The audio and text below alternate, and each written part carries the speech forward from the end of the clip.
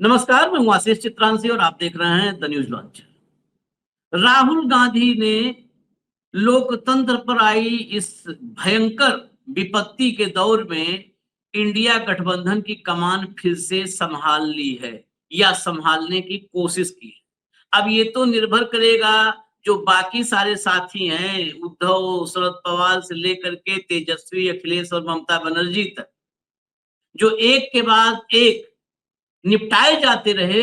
लेकिन जब पिछला निपटता था तो दूसरा मन ही मन प्रसन्न होता था कि चलो ये निपट गया, हमारी सरकार आएगी तो हमारा बोलबाला होगा इंडिया अलायंस में, हम जो है अपना कद और बड़ा कर लेंगे।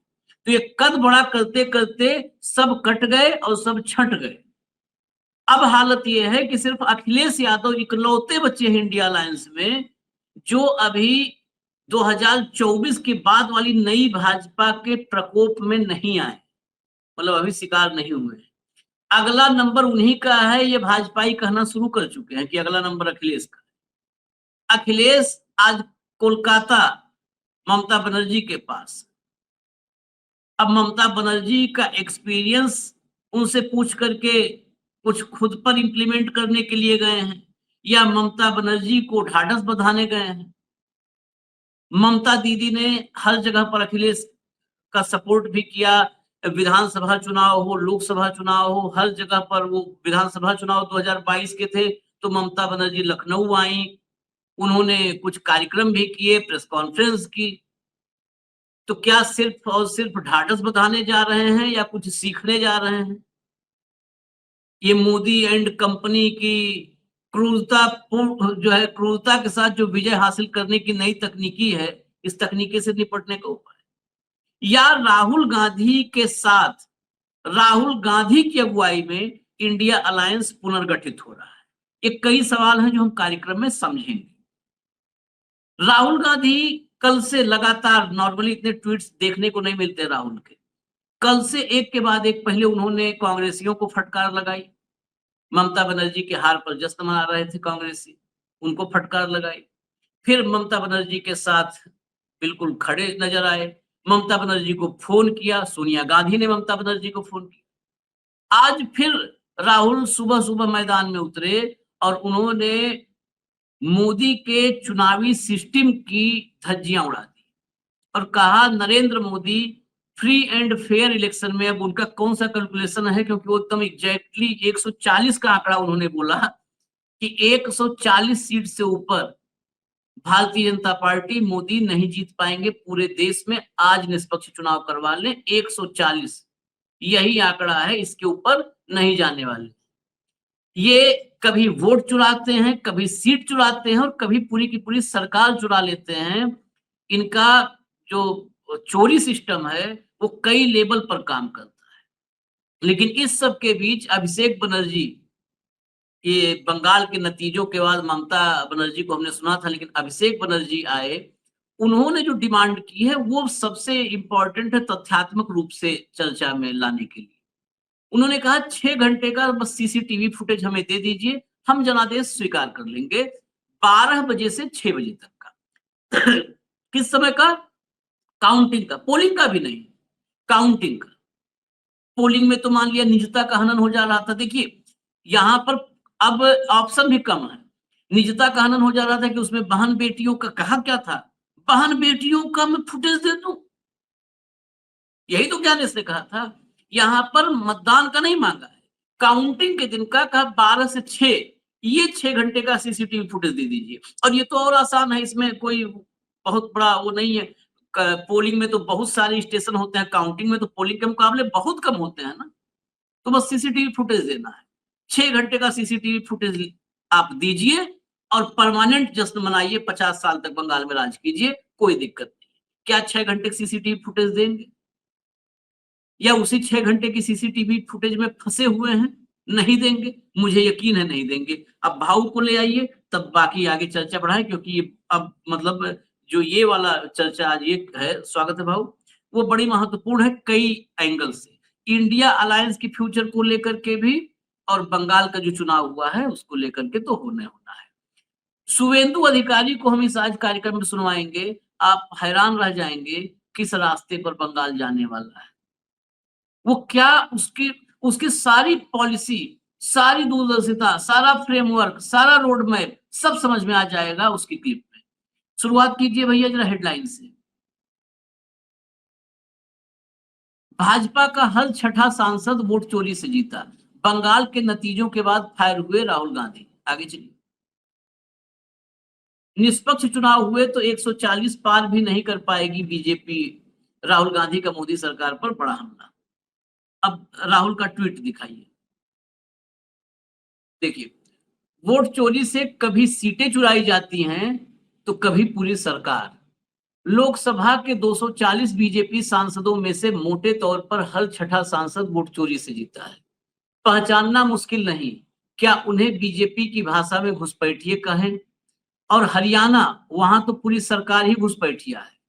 जो संस्थाएं अपनी जेब में रखते हैं, जो मतदाता सूचियों और चुनावी प्रक्रिया को तोड़ मरोड़ देते हैं, वो खुद रिमोट कंट्रोल्ड।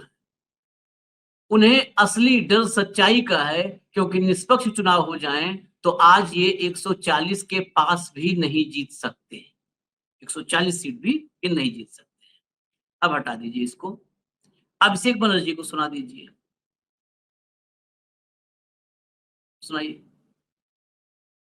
अगर जनादेश है तो भाई आपने देखा ना, काउंटिंग सेंटर से तृणमूल के लोगों को भगाया गया मार के। वो सारे सीसीटीवी फुटेजेस रिलीज करे। भाई इलेक्शन कमीशन कुछ भी करते हैं तो आप लोगों को मीडिया में दे देते हैं रिएक्शन व्हाट्सएप ग्रुप में, तो सीसीटीवी फुटेजेस रिलीज कर दे कि काउंटिंग सेंटर में नहीं हुआ है, हम मान लेंगे जनादेश। मेरा चैलेंज है कि सीसीटीवी फुटेज काउंटिंग सेंटर का मैं 100 ऐसे देता हूं आपको एसी, इलेक्शन कमीशन 10 रिलीज कर देता है। काउंटिंग सेंटर का पूरा दिन का सीसीटीवी फुटेज खास करके 12 बजे के बाद से 6 बजे तक का 6 घंटा रिलीज कर दे। मैं आपको कंप्लेन का कॉपी देता हूं जहां पे 17C में जो ईवीएम रिकॉर्ड हुआ था और जो काउंटिंग टेबल पे जो ईवीएम आया, दोनों गलत मशीन, अलग मशीन है, सीरियल नंबर मैच ही नहीं कर रहे। मैं देता हूं आपको, चिट्ठी भेजता हूं मीडिया ग्रुप में अभी। और ये आज मैं नहीं दे रहा हूं, कल हमारे काउंटिंग एजेंसी आरओ को दिया है, जहां पे मान लीजिए वोटिंग मशीन्स जो पूरा दिन आप ये कैमरा यूज कर रहे हो, बूम यूज कर रहे हो, भाई इसको आपको चार्ज तो करना पड़ता है। 12 घंटा मशीन यूज हुआ है, जिसका चार्ज खत्म हुआ 50%, 55%, 59%, 60%, 90% मशीन्स वेर 92%, 93%, 95% चार्ज। ये कैसे संभव है? तो जनादेश है तो आप ये सार्वजनिक कर दीजिए, हम मान लेंगे जनादेश है। और जनादेश चाहे तृणमूल को 80 सीट मिले, 8 सीट मिले, 100 मिले, 150 मिले या 2 मिले, भाई हम वो सर झुका के लोग जो आदेश देंगे हम वो मानेंगे, और लोकतंत्र का यही खासियत है। लेकिन जिस तरीके से आपने माहौल बना के लोगों को वोटर लिस्ट से बाहर करके जोर जबरदस्ती, कभी ईडी, कभी सीबीआई, कभी एनआईए से इनको नोटिस दिया, और ऐसे भी लोग हैं जो काउंटिंग एजेंट्स थे कल, उनको भी नोटिस दिया ताकि वो काउंटिंग में नहीं जा पाए। खाली आप चुनाव आयोग को बोलो कि भाई मैं 100 नाम देता हूं, आप 12 से लेकर 6 बजे तक का सीसीटीवी फुटेज रिलीज कर दो। सीसीटीवी तो था ही, मैं गलत प्रूव हो जाऊंगा, आपके सामने आके माफी मांग लूंगा। बहुत सारी इसमें तो हमने एक हिस्सा सुना था, बहुत सारी बातें सीरियल नंबर ही मैच, जिसमें पोलिंग हुआ और जो गिना गया वो मशीनों का सीरियल नंबर नहीं मैच कर रहा है। पोलिंग एजेंट, जो काउंटिंग एजेंट थे, उनको क्या देखिए, उनको नोटिस भेजा गया था एनआईए और किसका। भाई जब नोटिस भेजेंगे तो आप जा नहीं पाओगे वहां पे, आपको बुला दिया जाएगा जब आपकी ड्यूटी है वहां पे। तो ये सारे हथकंडे अपनाए गए। देखिए 90% मशीन कैसी चार्ज होती है अभी तक चुनाव आयोग नहीं बता पाया। ये पिछले चुनाव में भी, पिछले राज्य के चुनाव में भी, जब ये हरियाणा के चुनाव में भी ये मामला बहुत उठा था, महाराष्ट्र के चुनाव में ये मामला उठा था कि मशीन दिन भर यूज होने के बाद बिना चार्ज किए रात को 90% कैसी हो जाती है। और यदि 90% चार्ज की गई है तो फिर स्ट्रांग रूम में कौन घुसा, किसने चार्ज की, कौन था लोग तब, या मशीनें बदल गई, जो बदली हुई मशीनें हैं वो 90% चार्ज है। सीधा हिसाब है आशीष, इसमें कोई तो मतलब इसमें कोई रॉकेट साइंस थोड़ी है। लेकिन क्या इस सवालों का जवाब दिया क्या? उन्हें कहा कि नहीं, हमें नहीं लगता कोई फॉल्ट है, ये बोल के चुप हो गए। तुम्हें नहीं लगता मतलब दिन भर मोबाइल यूज करूं, रात भर मोबाइल चार्ज भी नहीं करूं और दूसरे दिन मोबाइल टनटना 90% चार्ज है, तो ये कौन सी बैटरी है भाई मोबाइल की मेरे? ये तो नया आविष्कार किया चुनाव आयोग ने। यदि इतनी बैटरियां लंबी चलती है इनकी, तो ये तो चाइना को भी मात दी दिया। कल ही हम बात कर रहे थे कि चाइना की बैटरी कैसे बड़े बड़े इंटरनेशनल इलेक्ट्रिकल व्हीकल को फेल कर रही है।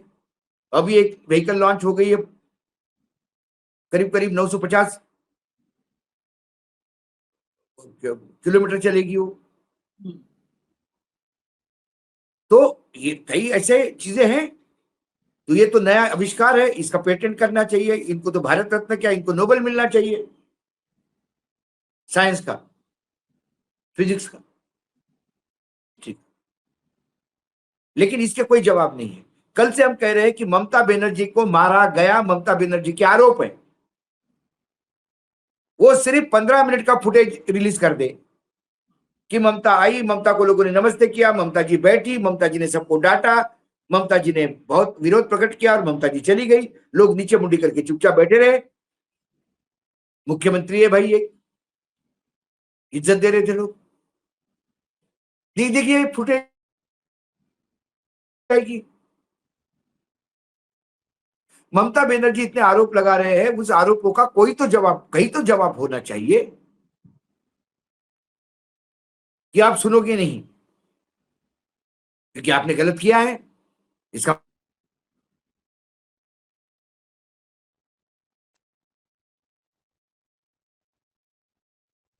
कई चीजें हैं आशीष। कैसे तुम बिना एजेंट के काउंटिंग चालू कर सकते हो बगैर एजेंट को मशीन दिखाए? एजेंट की चेकिंग हो रही थी। कौन सी चेकिंग हो रही थी? क्या कपड़े उतरवा के चेक कर रहे थे उनको? तो भी 40 मिनट नहीं लगते।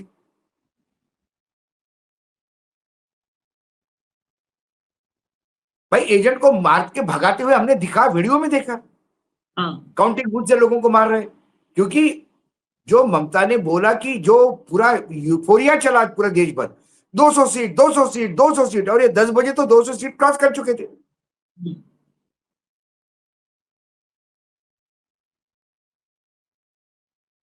और उस 200 सीट को जस्टिफाई करने के लिए फिर 12 से 5 बजे तक धांधलियां हुई। ये आरोप है अभिषेक बनर्जी के। उस आरोप को खंडित करो, फुटेज रिलीज करो। उसमें क्या है? उसमें कौन सा नीचता का आनंद होगा?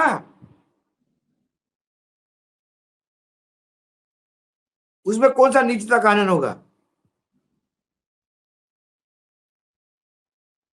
नहीं, और एक और महत्वपूर्ण बात है जो दो चीजें मैं कनेक्ट कर रहा हूं, क्योंकि उस दिन हमने, आप काउंटिंग वाले दिन याद होगा, आप बैठे थे जब हमने एक स्पेशल ऑब्जर्वर गुप्ता जी को सुनवाया था। स्पेशल ऑब्जर्वर को जब ये सबसे पहले शशि पांजा ने आरोप लगाया था, याद कीजिए, कि जो काउंटिंग एजेंट हैं उनको नहीं घुसने दिया जा रहा है, डिले किया जा रहा है उनके एंट्री को। और ये खबर करीब 9, साढ़े 9 बजे की थी, 8 बजे काउंटिंग शुरू हुई थी। उस पर जो गुप्ता स्पेशल ऑब्जर्वर थे उनका बयान आया, और बयान में उन्होंने कहा कि स्ट्रिक्ट चेक्स की वजह से डिले हो रहा है। उस दिन भी मैंने कहा था, फिर वही बात, स्ट्रिक्ट चेक कुछ भी आप कोई चेक करो, ये व्यवस्था इसलिए बनी है कि ईवीएम की सील भी एजेंट के सामने खुलेगी, उसके साइन बिल्कुल। पहले होते हैं, वहां पर फॉर्म 17C वो मशीन का सीरियल नंबर मिलाता है। जो है वो फॉर्म मशीन नंबर उसमें टैली होता है। कई पिछले चुनाव में हरियाणा में हमने देखा मशीन टैली नहीं हो रही थी, तो उन्होंने बोला कि नहीं यही मशीन है। वो आपने पहले गलत नंबर सोचा, पहले गलत नंबर लिखा गया होगा। क्या कहेंगे इसको? नहीं, ये डिले कहीं मेरा, मैं एक संदेह बता रहा हूं, ये डिले कि काउंटिंग एजेंट नहीं आए, मतलब उनको डिले किया जाए आधे घंटे, क्या स्ट्रांग रूम में मशीनें नहीं बदली गई? अब मुझे लग रहा है, मतलब मेरा एक अपना, हो सकता है हम गलत, नहीं हो गई होगी। आप मशीनें बिल्कुल बदली हो गई गया है होगा। काउंटिंग से पहले। बिल्कुल हो गया होगा, क्योंकि कोई ऐसा स्ट्रांग रूम नहीं था जहां सीसीटीवी आधे आधे घंटे के लिए बंद नहीं हुए।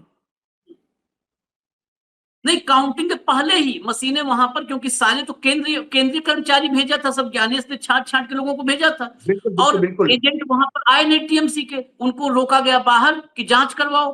अरे ऐसा कौन सा जांच हो रहा था? Blood test, x-ray, ultrasound, MRI, कौन सा जांच करवा रहे थे?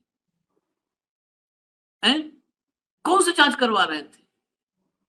उनका ब्लड रिपोर्ट दिखा दो, मतलब क्या, हम तो समझ नहीं पाते। सिटी स्कैन क्या कर रहे थे कि 1 घंटा सिटी स्कैन के लिए डाल दिए थे, उसमें जो है एमआरआई में मशीन में डाल दिए थे। ऐसी जांच आप काउंटिंग अगर इस देश में न्यायपालिका देखिए शांत है भाव, अगर न्यायपालिका इस बात को संज्ञान ले और ये बात वाकई अदालत में आवे कि काउंटिंग एजेंट के पहुंचे बगैर काउंटिंग शुरू की गई, उनकी इतनी जांच कर ली गई है, तो जब ये 27 लाख मतदाताओं का अधिकार का रक्षा नहीं कर पाई न्यायपालिका, उससे आप उम्मीद कर सकते हैं लोकतंत्र की रक्षा करेगी? क्या बोलेंगे? बख्शी साहब के बेंच पे गया मामला, तो अगले चुनाव में देख लेंगे हम। अगले चुनाव में व्यवस्था करेंगे कि पहले चेकिंग पहले हो जाए, समय के पहले चेकिंग हो जाए। अगले चुनाव में देखेंगे। अगला चुनाव हो तो ना, उसके पहले 2029 का चुनाव है, बंगाल के चुनाव के पहले। अगला चुनाव तो हो।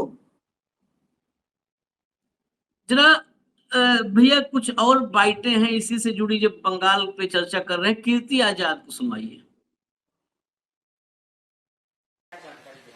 हमारे जनरल सेक्रेटरी अभिषेक बैनर्जी ने तो बहुत विस्तार से इस विषय पर बात की है कि 100 जगह हमारे पोलिंग जो काउंटिंग एजेंट्स थे उनको मारा गया, पीटा गया, निकाल दिया गया, जो कैंडिडेट्स थे उनको निकाल दिया गया, इलेक्शन एजेंट्स को निकाल दिया गया।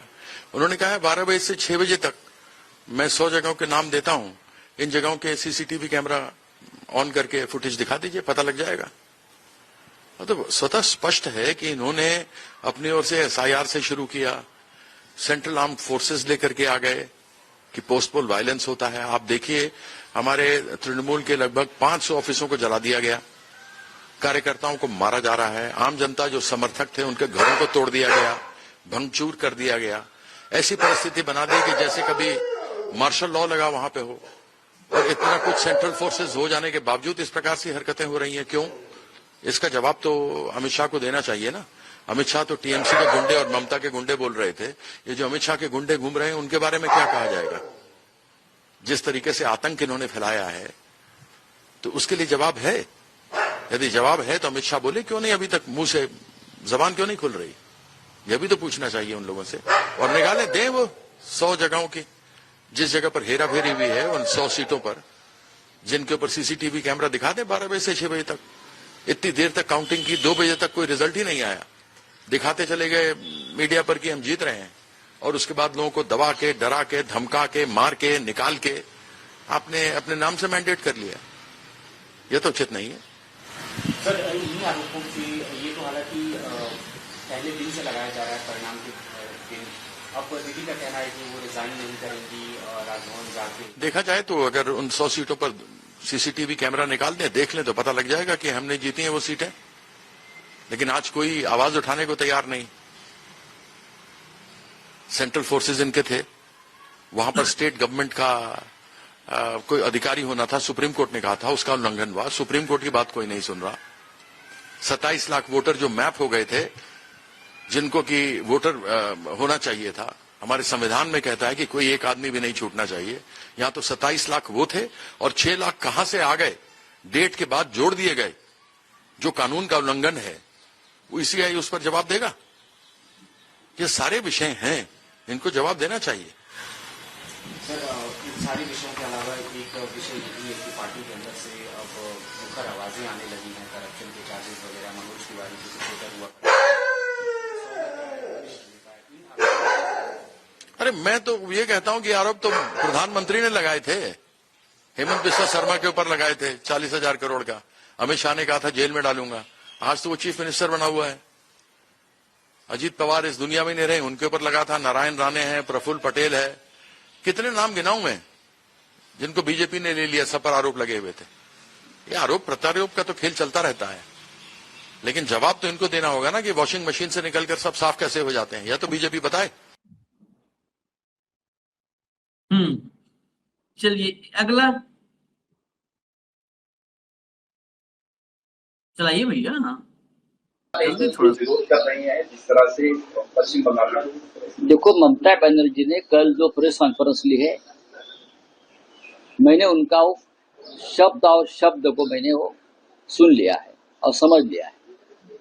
ममता बनर्जी ने पहली बात ये कही कि चुनाव आयोग विलन है और ये विलन ने चुनाव जीता है।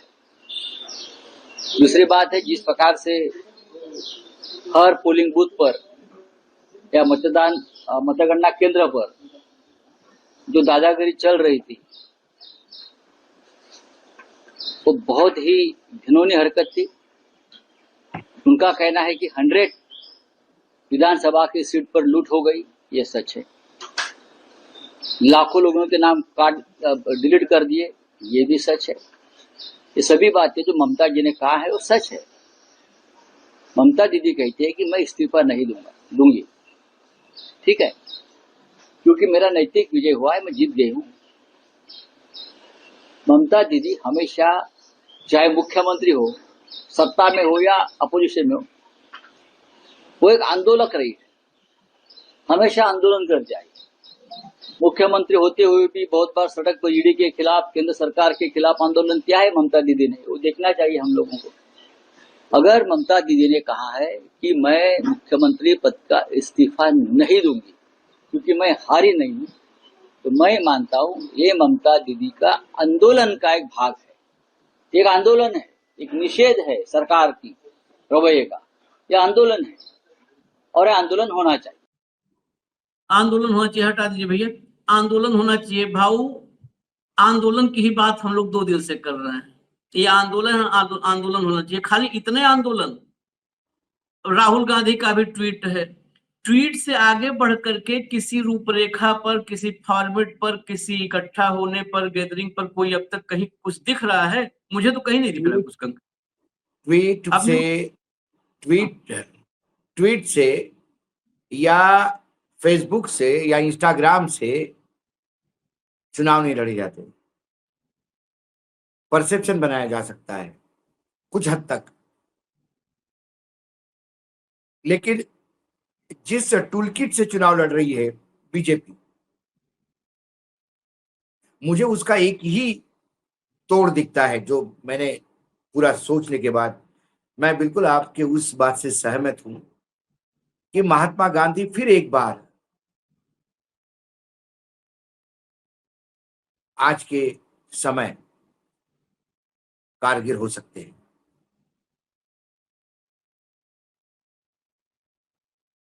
जब तक हर चीज का बहिष्कार नहीं होगा।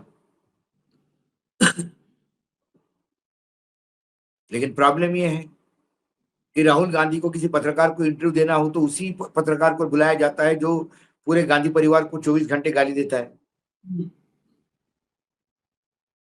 राहुल गांधी की प्रेस कॉन्फ्रेंस में जयराम रमेश या कोई कंडक्ट करते हैं तो उन्हीं पत्रकारों को पूछा जाता है जो लगातार कांग्रेस को घेरते रहते हैं, उन्हीं को सवाल पूछने दिया जाता है। यही तो असली संकट है। इसी सबसे संकट पर पहले हम आ रहे हैं। कांग्रेस को अपने अंदर साफ सफाई करनी होगी। सबसे पहले ये बीजेपी के स्लीपर सेलों से मुक्ति पानी पड़ेगी, नहीं तो ये सारी प्लानिंग सारी तुम्हारी धरी की धरी रह जाएगी। राहुल गांधी हर डिपार्टमेंट में राहुल गांधी खुद नहीं जा सकते। मैं अभी इसलिए रोक रहा हूं भाऊ, क्योंकि स्लीपर सेल पे ही अगला हिस्सा, स्लीपर सेल, ये कार्यक्रम थोड़ा लंबा होगा, अगला हिस्सा स्लीपर सेल पे ही है स्पेशली। और आप भी हैरान होंगे, जरा देखेंगे तो आप हैरान होंगे।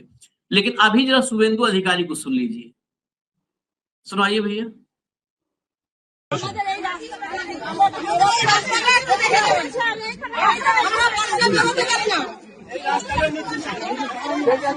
আগে ভাই বাঁচু, বেঁচে থাকলে রাস্তা সব হিন্দু ঘরে ধ্বজ লাগাতে হবে।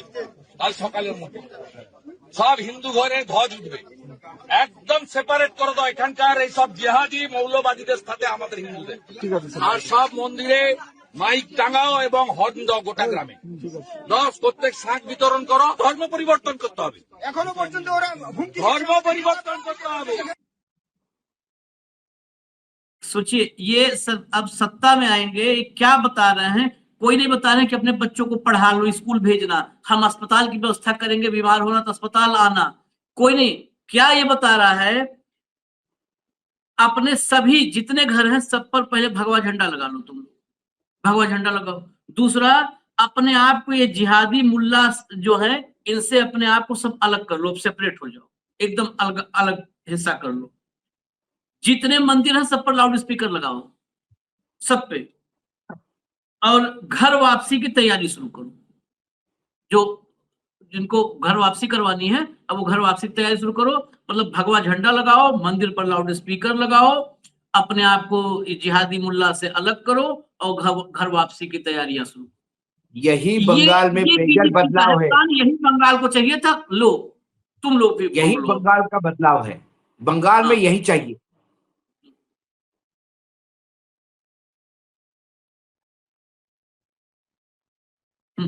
यही बंगाल को चाहिए। अब बंगाल से बंकिम दा, अब बंगाल से रविन्द्रनाथ टैगोर, बंकिम दा, नेताजी सुभाष चंद्र बोस, इनकी कोई जगह नहीं है अभी बंगाल में। इस बंगाल में नथुराम गोडसे की जन्मभूमि हो जाएगा ये बंगाल। हाँ, जयंती मनाएंगे, नथुराम गोडसे की जयंती भी मन जाए तो आश्चर्य नहीं होगा बंगाल में। ये बताओ, ये है इनका विजन विकसित बंगाल का। और 2047 में ये विकसित भारत ऐसा बनाएंगे, घर पे झंडे लगा के।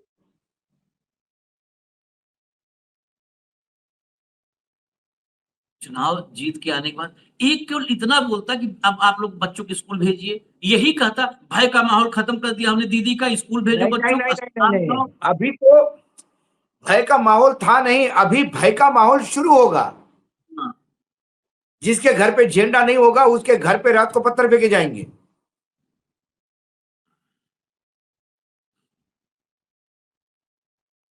ये बिल्कुल सही आप पॉइंट कहे। झंडा का मकसद ही है कि घर चिन्हित करना, घर चिन्हित करना, और क्या है, घर चिन्हित करना। चलिए खैर, अब हम बड़े महत्वपूर्ण हिस्से पे। भाऊ, एक बड़ा सवाल है इंडिया अलायंस। राहुल गांधी का ट्वीट आपने देखा। राहुल गांधी और सोनिया गांधी दोनों ममता बनर्जी से संपर्क में है। राहुल गांधी ने ममता बनर्जी को फोन किया, राहुल गांधी ने स्टालिन को फोन किया। ममता बनर्जी और स्टालिन दोनों से बात की। विजय उनके साथी नहीं थे, लेकिन बाकी जो साथी थे उनसे बात की। राहुल गांधी ने मना किया कांग्रेसियों को कि इसे ममता की हार बता करके जश्न मत मनाओ, ये लोकतंत्र की हार है। लेकिन वो छुट भइयों को छोड़ दो। मैं एक बड़े दिग्गज पर आ रहा हूं। इस दिग्गज पर अभी तक हम सवाल नहीं उठाए थे, लेकिन आज मजबूरी हो उठा। जरा मणिक्कम टैगोर का ट्वीट लाइए, मणिक्कम टैगोर का। भाव इस ट्वीट को पढ़िएगा। The verdict has gone against the DMK government. Half the ministers in the cabinet have lost their seats. We faced collateral damage for no fault of ours. Now BJP is eyeing Tamil Nadu. The question before us is clear. Should we stand with those rejected by the people's verdict? Or should we unite with the force that fought against BJP and fight to stop BJP from ruling Tamil Nadu? रोकिएगा इसको, भी रखिए screen पर। ये कह रहे हैं, इनका कहना है कि वर्डिक्ट, जनादेश डीएमके की सरकार के खिलाफ में। डीएमके सरकार के आधे मंत्री हार गए चुनाव। हमने कोलेटरल डैमेज, मतलब हमने भी नुकसान झेला for no fault of ours, बिना अपनी किसी गलती के। मतलब ऐसा ही बोल रहा है जैसे बाकी जगहों पर जहां ये पार्टनरशिप में नहीं है, बाकी जगहों पर ये जीत के आता है, ये परचम लहराता है। नाउ बीजेपी इज आइन तमिलनाडु। अब तमिलनाडु पर बीजेपी की नजर है। हमारे सामने सवाल है। अब यहां सवाल देखिए कितना कड़वा ये है। क्या हमें उनके साथ खड़ा होना चाहिए जिनको लोगों ने रिजेक्ट कर दिया है, या हमें उनके साथ यूनाइट होना चाहिए, साथ आना चाहिए जो बीजेपी के खिलाफ लड़े हैं और बीजेपी को जो है फाइट टू स्टॉप, जो बीजेपी को तमिलनाडु में राज करने से रोकने के लिए संघर्ष कर रहे हैं उनके साथ। तो क्या बीजेपी को लाने के लिए स्टालिन लगे हुए थे? आप नहीं बार बार आशीष जी, मैं उल्टा बोल रहा हूँ। यदि ये स्टैलिन ने बोल दिया होता तो हाँ, जिस राजकीय दल को, यूपीए को, मतलब कांग्रेस को सत्ता ने नकारा है, डीएमके सत्ता में थी ना कांग्रेस के साथ यूपीए में, कांग्रेस के कुकर्मों से यदि वो हारते हैं 2014 का चुनाव, हाँ, उसमें डीएमके का क्या गलती? कल डीएमके ने यदि ये ट्वीट किया होता तो कि कांग्रेस को सरकार देश ने नकारा है, हम भी लोग अब मंत्री नहीं बन पाएंगे, नो फॉल्ट ऑफ अवर्स, ऐसे में हमको उनके साथ जाना चाहिए जो तमिलनाडु को मदद करे। और डीएमके तब यदि कांग्रेस बीजेपी के साथ चली गई होती तो बीजेपी इतनी तकलीफ डीएमके को नहीं देती और आज डीएमके सत्ता में भी होती। डीएमके को सबसे बड़ा नुकसान क्या हुआ? वो कांग्रेस के साथ है, इंडिया गठबंधन के साथ है, यही है ना नुकसान। पूरा 5 साल उसने लगातार ऑनस्लॉट झेला है, कभी गवर्नर का तो कभी सेंट्रल गवर्नमेंट का। सबसे ज्यादा झेला है, अगर किसी भी स्टेट ने झेला सबसे ज्यादा झेला है। वो किस वजह से? इंडिया गठबंधन के साथ रहने से ना। वो चला जाता, उनको क्या फर्क पड़ता? पहले भी बीजेपी में रह चुके हैं वो। एक समय ऐसा भी था डीएमके एआईएडीएमके दोनों थे साथ में रहते। ये मनिकम टैगोर जैसे ये बीजेपी के स्लीपर सेल है वहां पे। 100% है। अब कहने मुझे कोई 100% है स्लीपर सेल। ये बहुत पुराना है। इसको तेलंगाना में तकलीफ है सरकार बनती है तो, इसको कर्नाटक में सरकार बनती है तो तकलीफ है।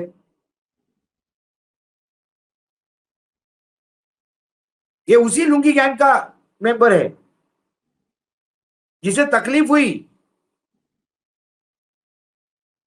जब आप सत्ता में साथ थे और सत्ता का मक्खन खा रहे थे डीएमके का 5 साल, तब आपको शर्म नहीं आई? No fault of yours. आज डीएमके ने जो प्रताड़ना झेली 5 साल, वो सिर्फ इसलिए कि वो इंडिया गठबंधन के साथ था। वो इंडिया गठबंधन का साथ भी नहीं देता, न्यूट्रल भी रहता,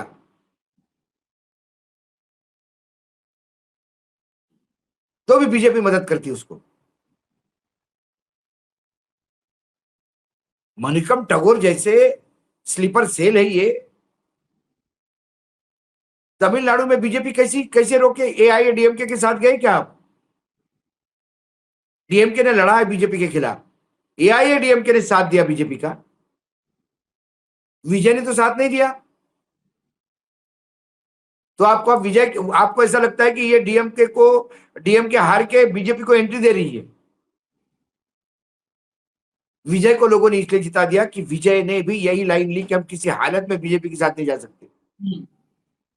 और बीजेपी के साथ विजय चला गया तो विजय की हालत डीएमके से भी बुरी होगी वहां, एआईएडीएमके से। ये जानते हैं। और ये मनिकम टैगोर जो है, ये तमिलनाडु का चुनाव देख रहे थे। बताइए, ये इतने समझदार है। ये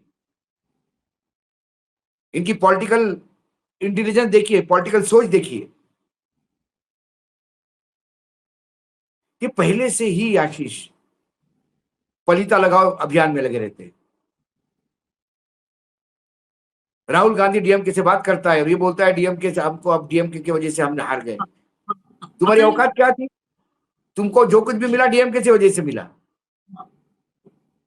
ये सांसद भी डीएमके की वजह से बना है। ये सांसद भी डीएमके की वजह से बना है। डीएमके की वजह से बना सांसद। ये ट्वीट भाजपा के कार्यालय से आया इसके पास, टिका दो, ताकि डीएमके इंडिया गठबंधन छोड़ दे। अभी लोकसभा है ना डीएमके के पास 29 तक। अब ये राहुल गांधी की सिपाही है। राहुल गांधी एक बात बोलते हैं, ये दूसरी बात बोलते हैं।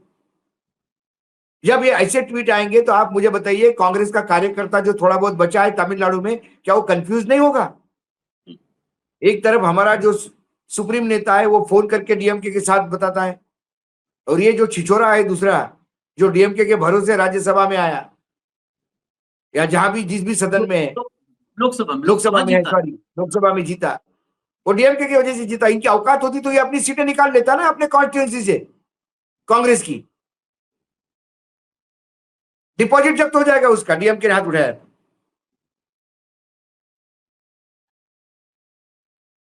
ये है स्लीपर सेल।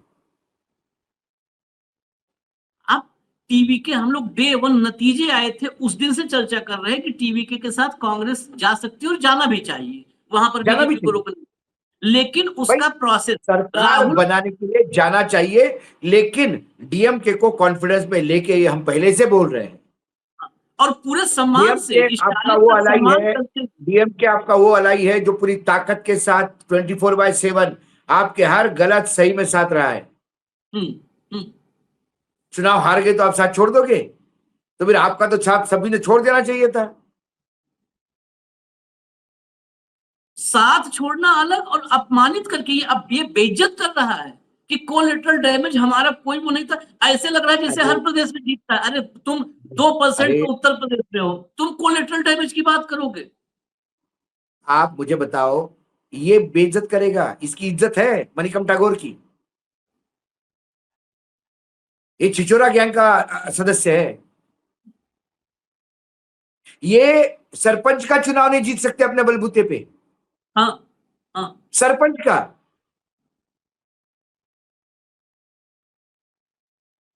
पूछिए तमिलनाडु में इसकी औकात क्या है। ये विला ढीला टाइप नेता जो है, यही दुर्भाग्य है राहुल गांधी का। यही दुर्भाग्य है। राहुल गांधी सुबह से ट्वीट कर रहे हैं, लगातार इंडिया गठबंधन को लीड कर रहे हैं, और ये इंडिया गठबंधन को पलीता लगा रहे हैं।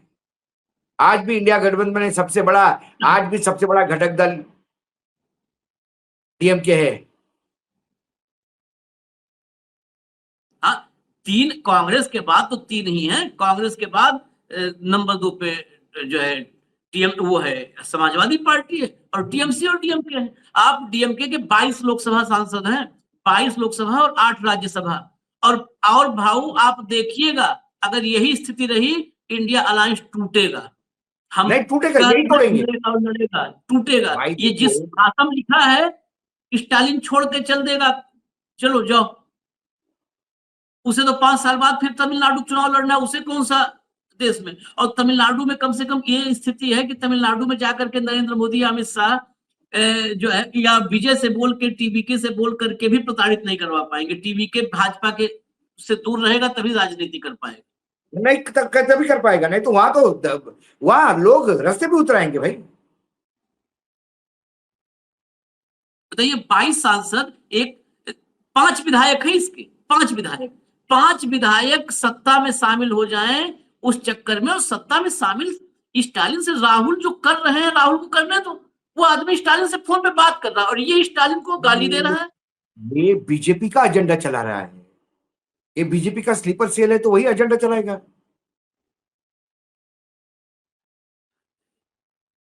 इसकी बाइट्स भी है, सुनवा देते हैं जरा। हालांकि वो तमिल में है, लेकिन फिर भी हम अब हम अलग अलग भाषा भी सुनाने लगे हैं इस चक्कर में, क्योंकि भैया तमिलनाडु केरला सब देखते हैं, तो कम से कम अपना भाषा, उनके भाषा हम तो सम्मान रखें। सुना दीजिए। 29 உறுப்பினர்கள் அதில் கலந்து கொண்டோம். தமிழ்நாடு காங்கிரஸ் கமிட்டி தலைவர் மற்றும் முன்னாள் காங்கிரஸ் கமிட்டி தலைவர்கள் மற்றும் நாடாளுமன்ற உறுப்பினர்கள், சட்டமன்ற உறுப்பினர்கள் எல்லாரும் கலந்து கொண்டோம். 29 பேரும் ஜூம் மீட்டிங் நடந்தது. அந்த ஜூம் மீட்டிங்கில் எடுக்கப்பட்ட முடிவை அகில இந்திய காங்கிரஸ் கமிட்டியுடைய பொதுச் செயலாளர் திரு கிரீஷ் சோடங்கர் அவர்கள் இன்று காலை சென்னையிலே அதற்கான அறிவிப்பு வெளியிடுவார். தமிழக சட்டமன்ற தேர்தல் எப்படி பாக்குறீங்க? தமிழக வெற்றி கழகத்தோட வெற்றி. இந்த சட்டமன்ற தேர்தல் திமுகவுக்கு அரசுக்கு எதிரான தேர்தலாக இருந்துச்சு. அதனுடைய விளைவாக 15 அமைச்சர்கள் வரை தோல்வியுற்றிருக்கிறார்கள். எங்களை பொறுத்த மட்டும் இந்த கூட்டணி, நாங்கள் மதசார்பற்ற கூட்டணி இல்ல, நாங்கள் எல்லாம் அரசாங்கத்தில் இல்லை. அதனால நாங்கள் எல்லாம் அந்த கூட்டணியில் இருந்தோம். பட் அரசாங்கத்திற்கு எதிர்ப்பான வாக்காக பார்க்க வேண்டும். திமுகவுடைய முதலமைச்சர் தோல்வி என்பது வருத்தத்துக்குரியது. அண்ணன் ஸ்டாலின் அவர்களை பொறுத்த மட்டும் ஒரு நீண்ட அரசியல்வாதி, அவரை பொறுத்த மட்டும் அவருடைய தோல்வி. चलिए अगली बाइट लाइए, जरा केरल का भी हाल देख लें।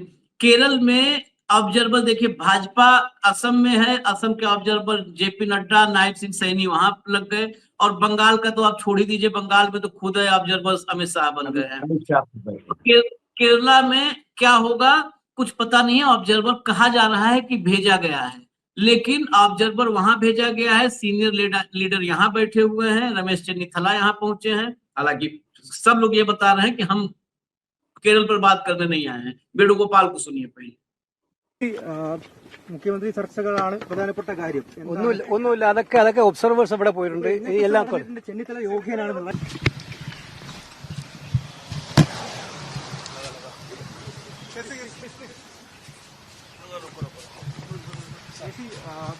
മുഖ്യമന്ത്രി ചർച്ചകളാണ് പ്രധാനപ്പെട്ട കാര്യം. ഒന്നുമില്ല, അതൊക്കെ ഒബ്സർവേഴ്സ് അവിടെ പോയിട്ടുണ്ട്. എല്ലാം ചെന്നിത്തല യോഗ്യനാണെന്നുള്ള എന്റെ പ്രതികരണം. NSS ഇന്ന് എത്തും. कुछ क्लियर नहीं हुआ इसमें। यही मैं बता दूं कि ये कह रहे हैं कि ऑब्जर्वर्स को भेज दिया गया है केरल, वही फैसला होगा, बाकी ये कुछ भी नहीं जानते। रमेश चन्नीथला ऑब्जर्वर भेजते हैं कांग्रेस, तो इतना छुपा छुपा के ऑब्जर्वर क्यों भेज रहे? हाँ, बाकी तो हर जगह प्रेस रिलीज, एक प्रेस रिलीज देने में क्या है कि ये कि फला फला ऑब्जर्वर जा रहे हैं। बड़ा मजाक लगा के रखा है। मतलब बताओ, जहां लोग इनको सत्ता में लाते हैं तो ये सत्ता में रहने की औकात नहीं इनकी। हाँ, चन्नीथला को सुनिए, चलाइए। Maharashtra. I'm in charge of Maharashtra. The final stage of Sangatan Sujan is taking place. Final discussion is taking place today. We have to announce the DCC presence very soon. It is nothing to do with the Kerala Assembly elections. This visit is only for Maharashtra, and the meeting will be at 11:30. Sir, KC Venugopal, when he landed in Delhi yesterday, received overwhelming support for the CM's post. So who are you rooting for? See, the point is that the High Command will decide who will be the Chief Minister of the state. So they are sending the observers to Kerala, Mukul Vasnik and Ajay Maken. After their report, High Command will take a decision on that. Ajay Maken Congress का सबसे जबरदस्त अजय माकन दिल्ली के चुनाव में भाग के London जब जाके बैठता है। हाँ, अपने गृह राज्य का चुनाव डर के मारे लंदन जाता है। जिस अजय माकन की राजनीति कैनॉट प्लेस के एक 5 स्टार होटल के कॉफी शॉप से चलती है, जनता से कोई लेना देना नहीं। मैंने कहा ना, इनके पास कुल 7-8 नाम है, वही इधर से उधर जाते रहते हैं। अजय माकन अब उधर चले जाएंगे केरल में। ये वही अजय माकन है जिसने कहा था हरियाणा में हम चुनाव हार गए, मैं रिस्पॉन्सिबिलिटी लेता हूं। यही थे स्क्रीनिंग कमेटी के चेयरमैन वहां पे, जिन्होंने एक महिला विधायक को, जीती हुई विधायक को, लगातार मार्जिन से जीती 2 बार, उसको हटा के एक किसी दूसरे महिला को ऑबलाइज करने के चक्कर में जिसने डिपॉजिट जब्त किया, 8,000 वोट मिले उसको। ये वही अजय माकन है। इनका आईक्यू देखिए अजय माकन का। अब ये केरल जाएंगे और इनके पास कोई सीनियर नेता नहीं थे। और दूसरे कौन सा नाम लिया? अजय माकन और अजय माकन ही समझ में आया, बाकी तो दूसरा नाम कौन गया होगा? अजय माकन, रणदीप सुरजेवाला, अशोक गहलोत, कमल जितेंद्र, इनके अलावा कौन है इनके पास? ये इस्तीफा देते हैं ना, इस्तीफा इसलिए देते हैं भाऊ कि अब दूसरा स्टेट दो। अब यहाँ तो हमने काम कर दिया, दूसरे में भेजो ना, वहां भी तो निपटाए कांग्रेस को। हाँ, बस अब उसको देगा ना। मैंने क्या बोला, जिसने यूपी निपटाया उसको बिहार, उसने आपका अपने आसाम दिया। क्या मतलब भगवान मालिक है, वो भी नहीं बचा पाएगा। क्या है, सही बात है कि अब तो बार बार यही इसीलिए कहना पड़ता है कि यही डिजर्व, यही भारत की नियति में है, यही होगा। ये विपक्ष से कुछ उम्मीद नहीं।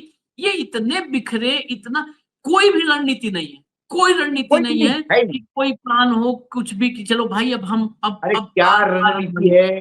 राहुल गांधी को अपने ही पार्टी के लोगों को बोलना पड़ रहा है कि ममता के खिलाफ मत बोलो। ये रणनीति है इनकी, ये इनके पार्टी का समझ है, इस पार्टी का डिसिप्लिन है। बीजेपी के साथ लड़ रहे हो, बीजेपी में कभी देखा आपने? कोई नेता उलूल जुलूल इधर उधर कुछ बोल देता है तो 2 मिनट के अंदर ठीक कर देते। हिम्मत है किसी की? दबी जुबान में आज कई लोग ऐसे कहते हैं कि ममता के साथ गलत हुआ। किसी की औकात है बोलने की? जो दबी जुबान में बोलता है ममता के साथ गलत हुआ, कैमरा देखते से शुरू हो जाता है। कि विकास की नई राजनीति, बंगाल ने विकास के लिए वोट किया, नरेंद्र मोदी जी के उस नेतृत्व को जिसको विश्व गुरु मानते, शुरू हो जाते तुरंत। और यहां देखो मणिकम टैगोर क्या बोल रहा है डीएमके के बारे में, राहुल गांधी डीएमके के बारे में क्या बोल रहे हैं। ये आपस में ही पहले कांग्रेस आपस में तालमेल कर ले, फिर इंडिया गठबंधन कर ले भैया। पहले अपना गठबंधन ठीक कर लो पार्टी का। चलिए हमें इजाजत दीजिए, आप देखिए जो है क्या विपक्ष है और ये विपक्ष लड़ेगा कैसे। आप लोग भी अपना अपना कम से कम इनपुट पहुंचाइए, चिट्ठी पोस्ट कार्ड कुछ भेजिए इन लोग को, राहुल गांधी और बाकी को, कि कैसे देश आप लोग बचाओगे। अगर ऐसे बचाना है तो मत ही बचाओ, जो होना है वो थोड़ा जल्दी हो जाने दो। मोदी जी को जो करना है वो थोड़ा जल्दी कर लें, रफ्तार बढ़ा लें अपनी। इजाजत दीजिए हमें। धन्यवाद भाऊ, बहुत बहुत धन्यवाद, नमस्कार।